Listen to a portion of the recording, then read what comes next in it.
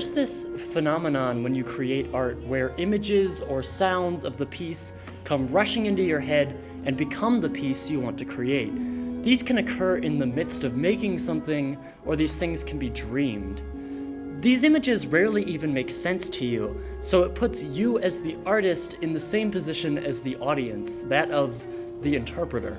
This is one of mine. It's fascinating to me how I can utilize images I may not fully understand to create something incredibly close and personal.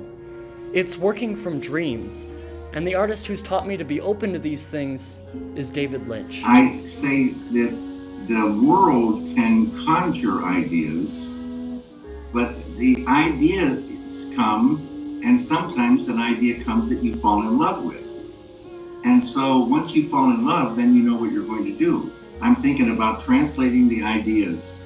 Lynch's approach to filmmaking is unrivaled. Lynch is an avid practicer of transcendental meditation, for better or for worse, which, like all forms of meditation, opens him up to images his subconscious will provide him, and those images are what go directly into his films. While all of Lynch's films, as well as his television work with Twin Peaks, feature these images, his debut film, Eraserhead, is composed entirely of them, and puts the viewer in the position of the one experiencing these visions. Eraserhead's production took 5 years to make, primarily because of monetary restraints, but this production time allowed Lynch to ponder every minute detail of the film, adjusting things ever so slightly to match his vision exactly. He even lived on set for a number of years, again for monetary reasons, but allowing him to always be there to adjust things. This is an admirable dedication to the art, and one that really only could have been done with the intense passion for the project that Lynch had.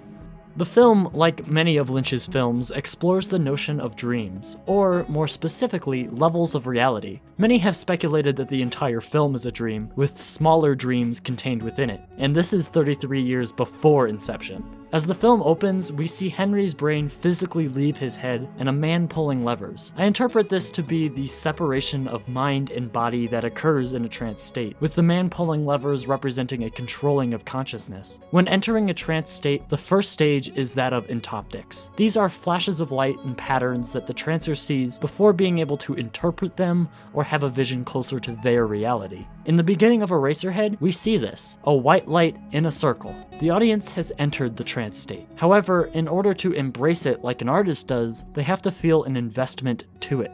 In ancient Native American cultures in the Southwest, a shaman would likely stare at rock art such as this as they entered their trance state, so that the images they stared at would be there in the trance. The third and final stage of entering a trance is environmentally influenced. Whatever is in your life comes with you, and Eraserhead translates that through the entirety of the world of the film being viewed through Henry's eyes. The film is produced through a profoundly subjective lens of the characters, and has a relatively blank canvas of a protagonist in Henry, who is easy for audiences to latch onto. Speaking visually, much of the surreal images and moments can be influenced by Henry's own perspective. Because he is in this trance state, it's very likely that Henry sees the baby exactly as it is depicted, but this viewing hints toward a feeling outside of the trance that Henry might have about a real child. In other words, the baby in reality is likely normal, but regretted by Henry because of its accidental nature. This subjectivity in what we see transcends large plot points and hits home on a smaller scale. At the beginning of the film, Henry enters an elevator, and it takes the doors 18 grueling seconds to close. However, when Henry uses the same elevator at multiple other instances throughout the rest of the film, the doors close like normal. So in this case, there are two readings that fit into the film having a subjective nature. Either Henry's real elevator seems to him that it takes forever to close, which is translated literally into the dream, or that Henry is focused on the doors, which makes them take longer, like how a minute seems like forever when you're staring at a clock. Furthermore, the lady in the radiator is likely Henry's imagination, seeing as she only appears in the dream within the dream sequence, or when Henry is clearly daydreaming while staring at the radiator. While the lady in the radiator is most definitely a hopeful figure for Henry, hence why she sings that in heaven everything is fine, she is the very figure that Henry sees in visions. That's right, like an artist using Lynch's approach, Henry sees things he may not understand,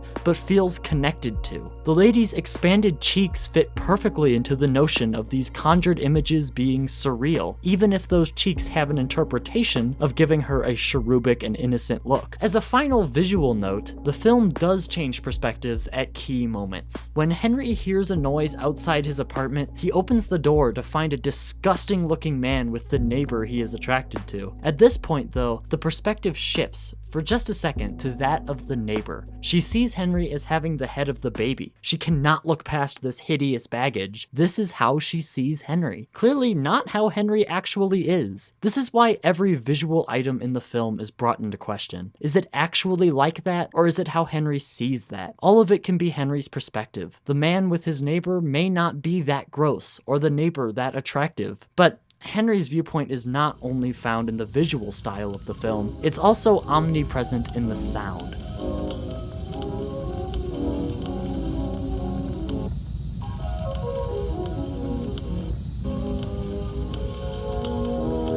While these images mentioned and many more unmentioned serve to convey Henry's subjective viewpoint visually, Eraserhead cannot be discussed without mention of its sound. Lynch puts such care into the sound design of this and all his other films, and it shows, with a droning series of sounds that also serve to convey the subjective nature of Henry's vision. From the very beginning of Henry's vision, the sound of Eraserhead is unlike most films. There's a wind pervading every second of this film. Not loud enough to be overwhelming, but not so quiet that it goes unnoticed.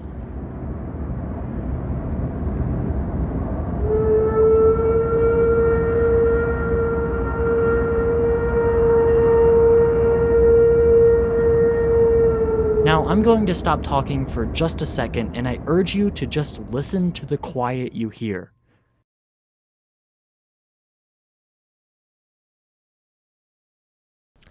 Did you hear all those subtle, staticky sounds? Maybe it's coming from your headphones or speakers, an air conditioner, lights, or outside. But regardless, it's almost impossible to actually hear nothing. There's always that ambient noise. Ambient noise.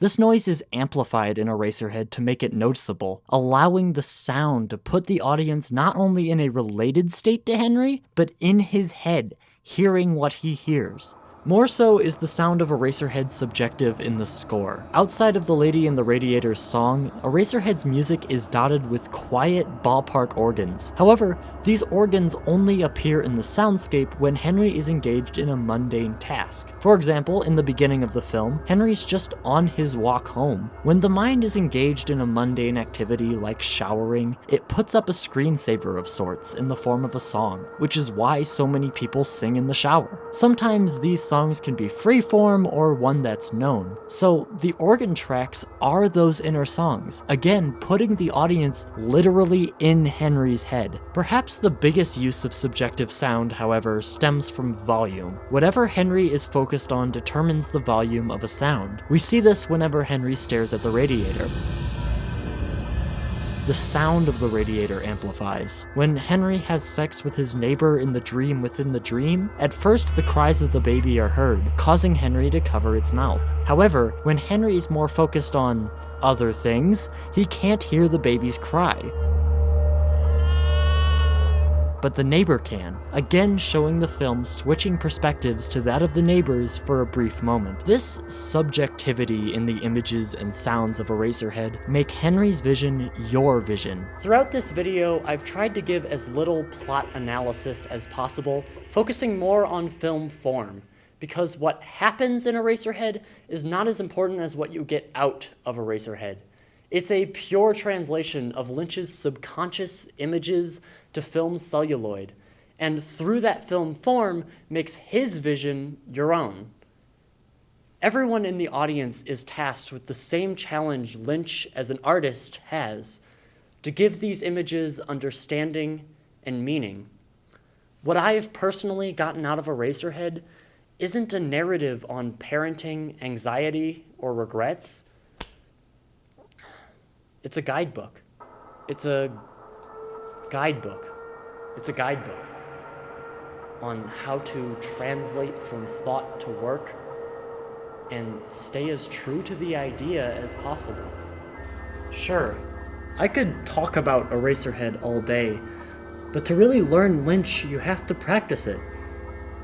I have to practice it. I have to make art. I have to make art. Is that what I'm doing right now? Is this just some ambient noise? Ambient noise?